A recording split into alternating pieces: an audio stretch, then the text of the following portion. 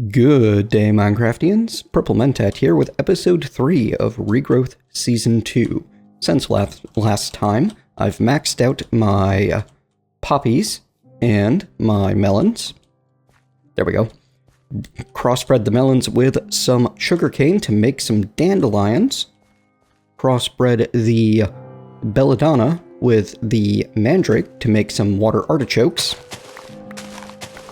which will complete a quest for us, actually. We go check out the life of the world. Water artichokes were quest. Next in that line being snowbells. But we're going to need some better water artichoke seeds before that. These are all 555, so I'm just going to go ahead and get one planted on this snake of patties that I have created and let them propagate, because the water artichokes and witchery in general are not a high priority for me. I can just let them run. Same with the barley over here that I have going. I don't mind just letting that do its own thing. Yeah, it's nowhere near ready yet. It's only at producing 2 instead of the 4 that I need. However, the flowers are going to be getting my direct attention, as these are the ones that I need to get growing as quickly as possible. Hey, look, one of them came out a little bit better than the others. Fantastic. We're not going to bother analyzing these, we're just going to get them growing and crossbreeding and analyze what comes out.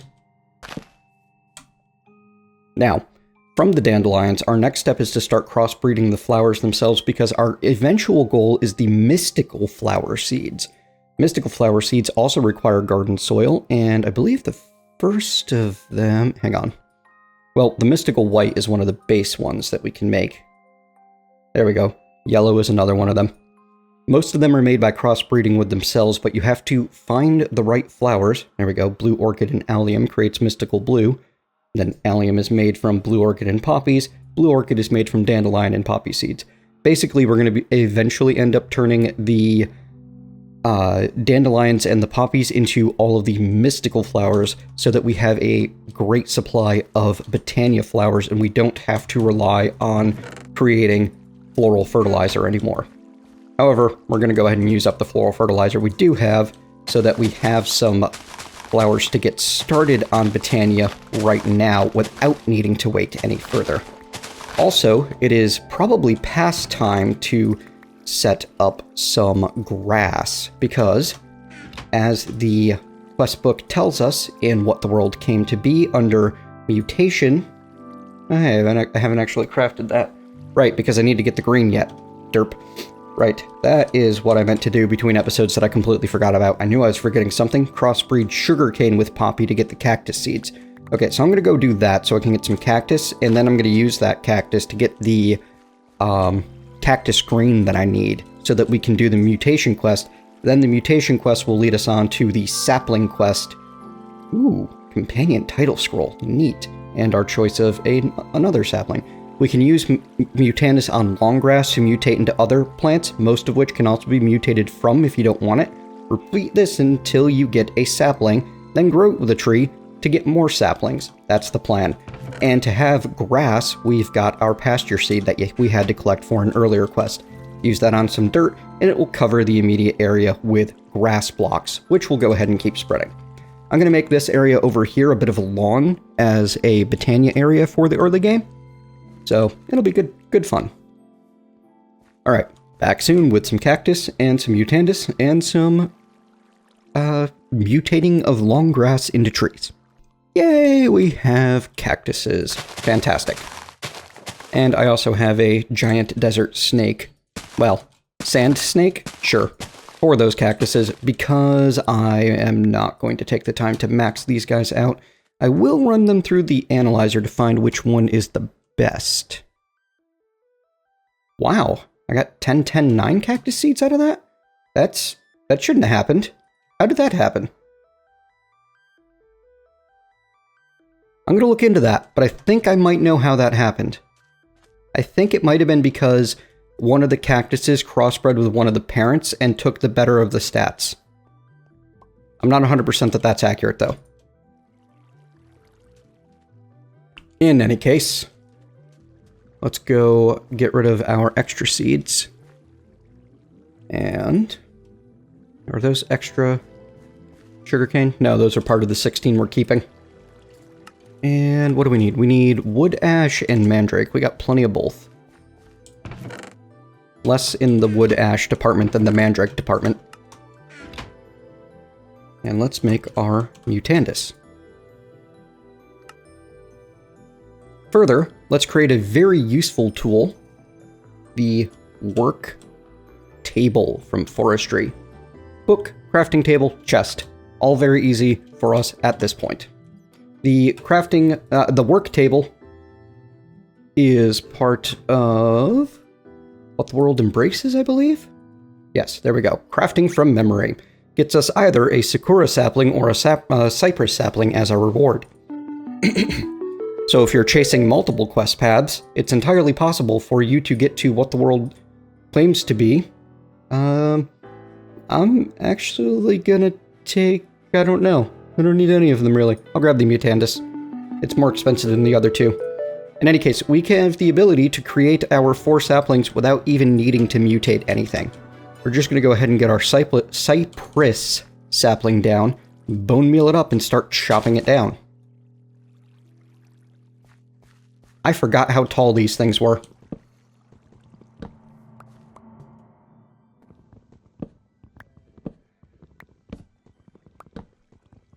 That's okay, straight up the middle. The sakura is going to be easier for you to chop down. It's a cherry tree. It doesn't have the kind of height that this does. But I like the look of the cypress. I wanted it.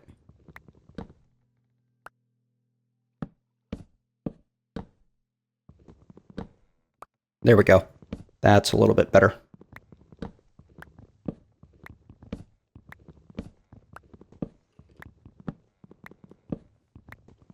Fantastic. Oh, we got both. So yeah, let me show you the sakura. I thought it was a choose one for some reason. We put you here, you should be fine. Apparently not. Wants a little more room than that. Come on, leaves decay. Another one of those time investment moments. You just gotta wait and be patient. 2 things I'm not good at. Wow.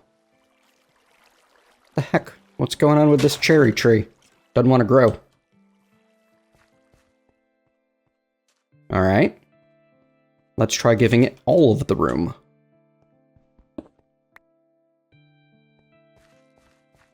Oh, you know what? A lot of trees, from what I remember, don't like having anything on the same level as them. So we'll go ahead and put it in between these two. Right around there-ish. That'll do. Can't wait until I have the ability to start making more dirt. Having to go mining for dirt or just being dirt limited in general, no fun. I ran out of bone meal. Good thing I've got that box full of bones there. Still nothing. Maybe these can't be bone... Oh, there we go. Whoa! Okay, so this might be... It might not actually be easier to cut down. This is not the tree I thought it was. Anyway, those are your options if you go for the work table quickly, which you have the capability of doing, and no need to wait until you can mutate your way to the proper trees. Did I get them all? I hate these. You end up with what I affectionately call tree balls from these branching trees, because they're just floating balls of leaves.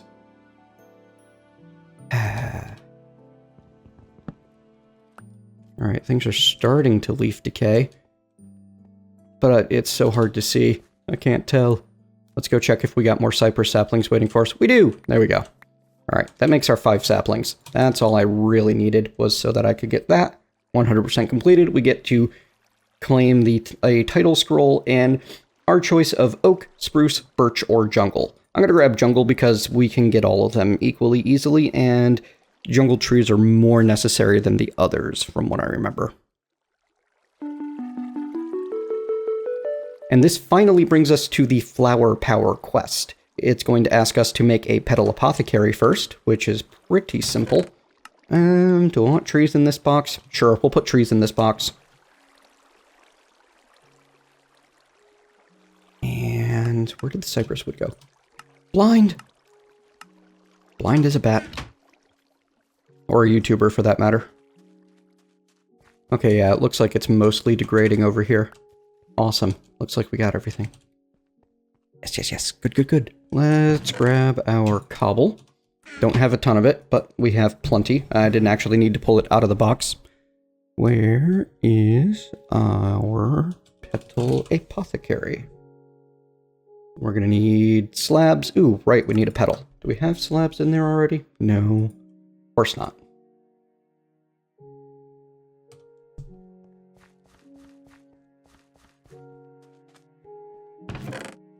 And what is our most numerous? Well, I like the grays, and I like the light blues, and I like the reds. Here, we'll use a black petal. Nobody likes the black flowers anyway.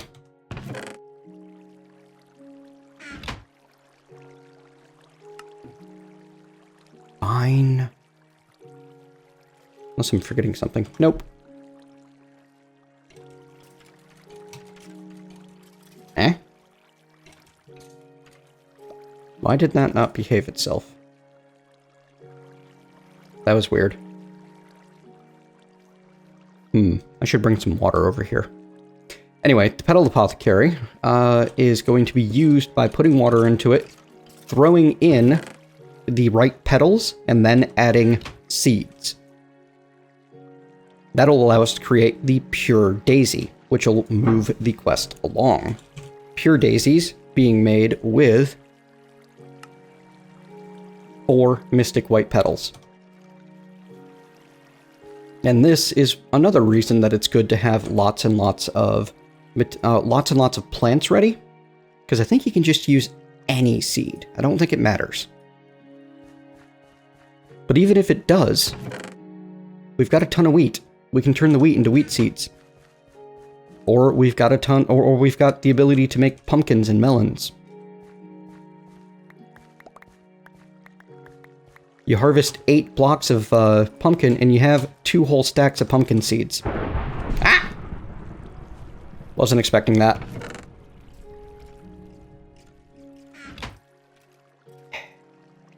And now that is forever enshrined in YouTube history.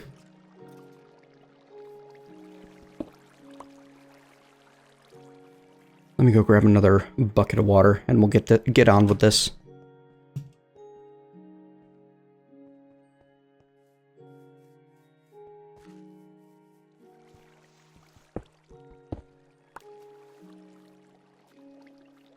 So, just like so, and then toss in your petals, add a seed, get Pure Daisy. Pure Daisy can be used to make the living rock and living wood, which it's going to want us to do now. 16 living wood and 16 living rock. And of course, I left my stone over here. Didn't get me this time. All you need to do is place your stone or your logs around the Pure Daisy, just like so, and wait just a little bit of time, and it will convert over to the living rock, or living stone. Or living wood, I mean. And, once done, we'll get our choice of 32 rock, 32 wood, or 8 floral fertilizer. I'll probably take the wood because it's annoying to grow a bunch of logs, and we're going to use all of it. And, ooh, what the world enables has been opened up. We can now make a snorkel. It'll give us a bunch of oysters, and give us some information on the treasures of the sea. Anything new? Ooh. On herbology from witchcraft. We can get started on the witchcraft quest sometime soon. So much is opening up to us finally. Bees! Nice. Nothing new in the life of the world. Ah, there we go. Wanted you guys to be able to see that. Alright, so I'll be back once I have finished converting enough wood and stone over, and while I'm working on that, I will continue the breeding project for the flowers. I'm going to assume at this point that you know how to use NEI to look up what type of flower you need for what type of or what type of crossbreeding you need to do. I hear you! To be able to get each of the different flower types and assume that you can manage further on your own without me needing to show you the recipes on screen.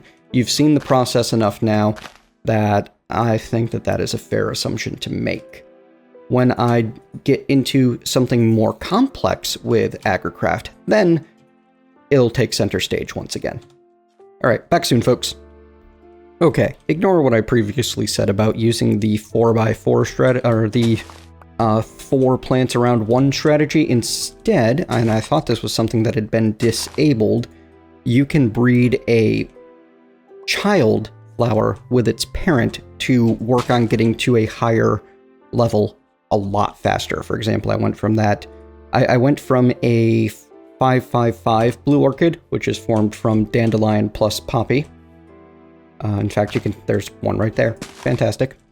To a 9-10-10 blue orchid in like 2 generations. It was great. Right now I'm trying to breed the dandelions with the poppies to get more dandelions. It's not going so well. I should probably just use the sugar cane instead, but it's just throwing me off a couple of times. And then the blue orchids plus the poppies end up with allium.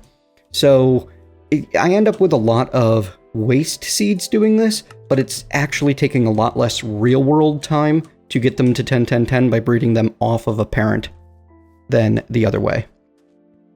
So we got our living wood and living rock. We're going to go ahead and grab the living wood, take our 3 pure daisies and 8 floral fertilizer. On to the next. We have 2 options, sunshine and lollipops, to create some day blooms, which we can then pick a reward of 5 more day blooms. That's a great idea for us to get started on because that will get us generating some power, and a sound solution, which will allow us to collect long grass and flowers with the Horn of the Wild instead of needing to do it by hand. That's more of an offshoot and not something I'm particularly worried about. So to make a day bloom, we're going to need to grab our yellow, orange, and light blue flowers. So let's see, how many yellows do we have? We have 4 yellows, so I need 2 orange and 2 light blue. That'll allow us to make our maximum number of day blooms out of what we currently have.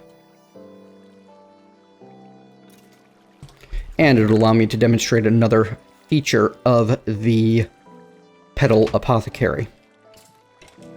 So, that was 1 of you, 2 of you, and you. Day blooms. And now, if I put water back into it, right-click with an empty hand to add the last recipe back. Like so. Fantastic, huh? So now it's pretty quick to mass produce things using the Petal Apothecary. Put in water, right-click, throw seed, and you're done. Now we have our 4 day blooms, just that fast. And we're going to go ahead and grab 5 more from our quest book. Next up is Spreading the Love, which is going to want us to make a mana spreader. Ooh, we get free hydrangeas. Wow, this pack does give you quite the boost to begin with, which is rather nice.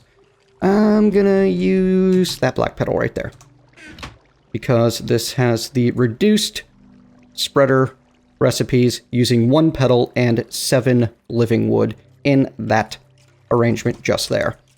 And next it's going to want us to make a mana pool. Mana pools are a simple, right, they are a boat shape, not a cauldron shape, like so. Vivid Wave achievement get. Wow, that's it. Alright, yeah, cool. Hey look, we've already made our compost bin and our garden soil, and it gives us 16 compost for having done so. Specialty soil, on the other hand, is going to be a little bit more difficult. We need to make infestation spores. I knew I was getting a little ahead of myself. To do that, though, we're going to need to get this mana pool filling. Now, the first and most basic way to do so is to just get the mana pool out into the world. I'm going to put it right there. I'm going to stick my mana spreader right here, facing it, and get our day blooms set down around it. You want to leave a space in between day blooms so that they can work at maximum efficiency. You don't want them to be directly next to each other.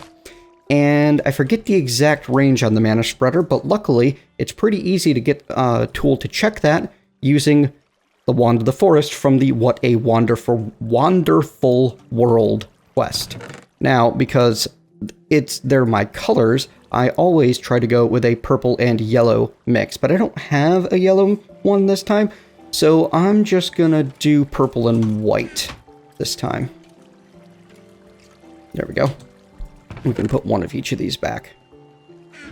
We're going to need to make ourselves 3 Livingwood twigs from our Livingwood logs, just like so, and put our petals like thus. And it will color the wand based on whatever petals you use.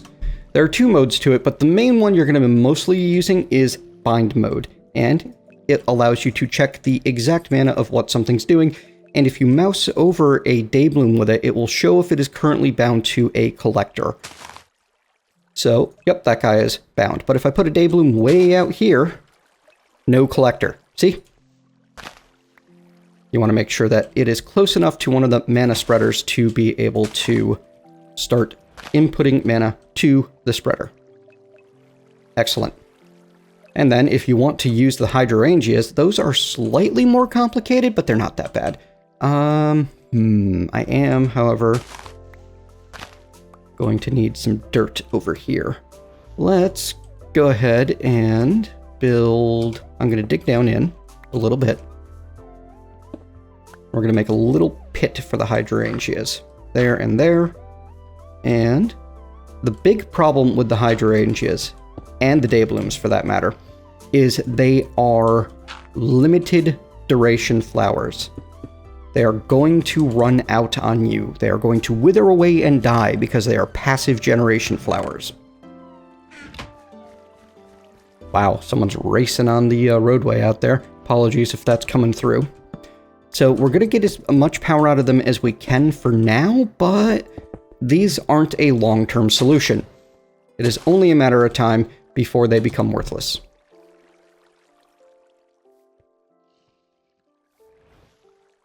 Oh, whoops. The hydrangeas will eat water that is within a 3x3 area around them to make mana. So what you're going to need to do is provide a pool like such for them to work on. And as you can see, they can totally reach the mana spreader from there.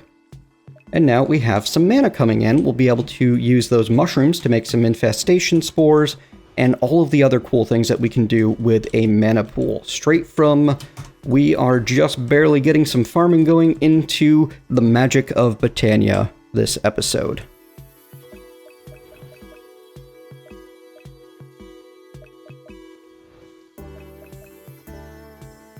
Oh, right, it no longer actively looks like it's removing the bucket of water as long as there is a surrounding one. That was done to, I believe, help with issues of FPS. But if you listen close, and I'm going to turn up the environment sounds.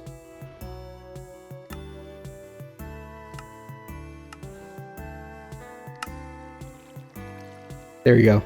You can hear them sipping at the water. I like that. I don't know. It entertains me. Put everything back down to the 30% mark where I can record comfortably. Okay, so let's see what's next. Well, we can collect our 10 floral fertilizer from What a Wonderful World, and we can start on It's Essential. We need to start making essence seeds so that we can start creating the more exciting and exotic products and resources in the world.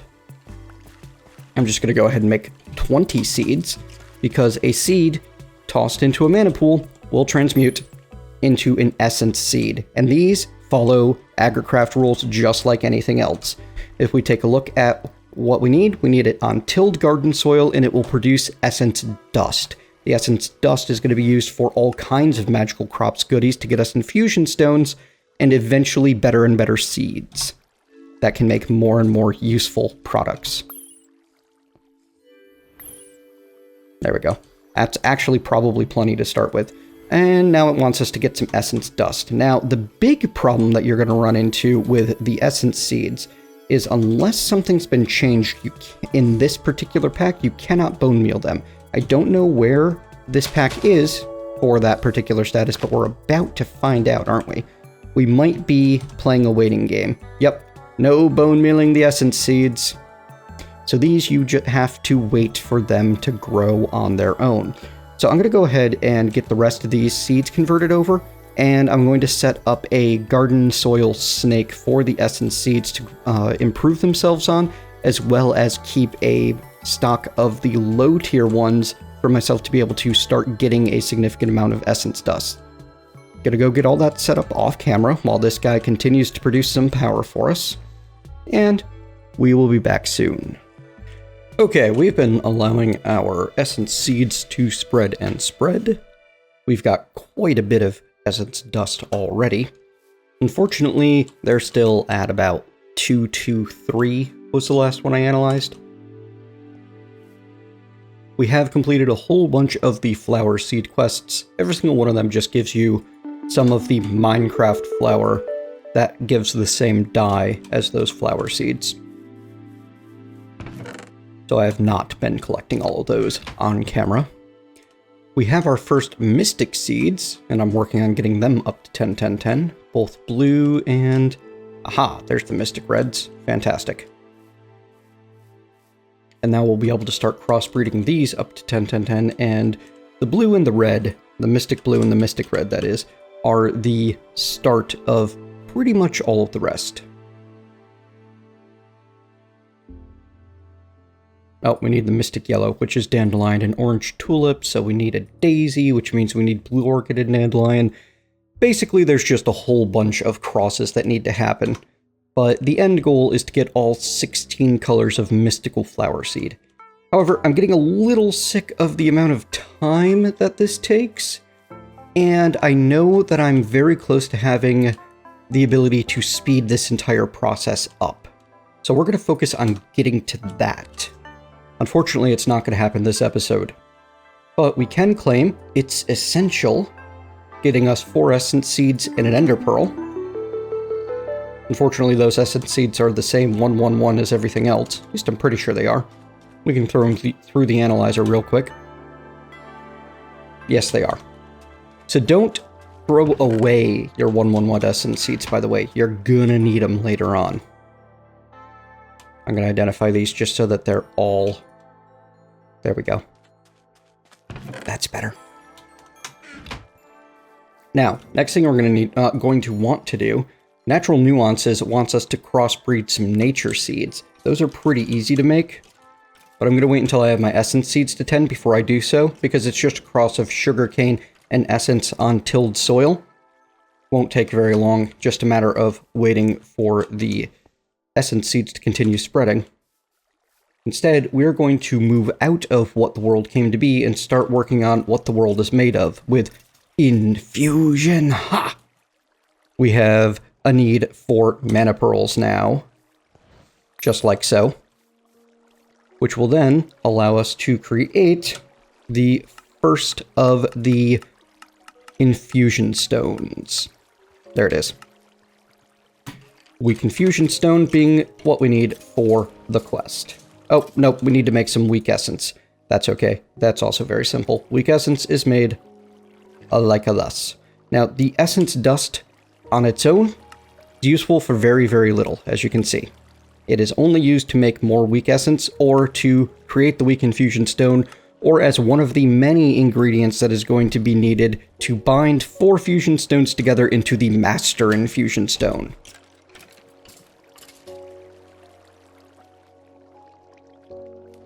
So don't be afraid to use it up. That'll get us 4 more weak essence, an ender pearl, and our choice of either weak essence or skeleton soul seeds. Most of the time, I would highly recommend that you get the skeleton soul seeds, because they're somewhat annoying to make otherwise, and they give you an early infinite supply of bones. But I already have an infinite supply of bones. Well, they're still more valuable than 16 weak essence. It's just not that good. Now, Infusion opens up regular infuser to make the regular infusion stone. And a regular infusion stone is a little bit more complicated to make using weak essence around recipe for that. Using 4 weak essence, essence of iron, essence of dye, essence of coal, essence of copper, and essence of tin.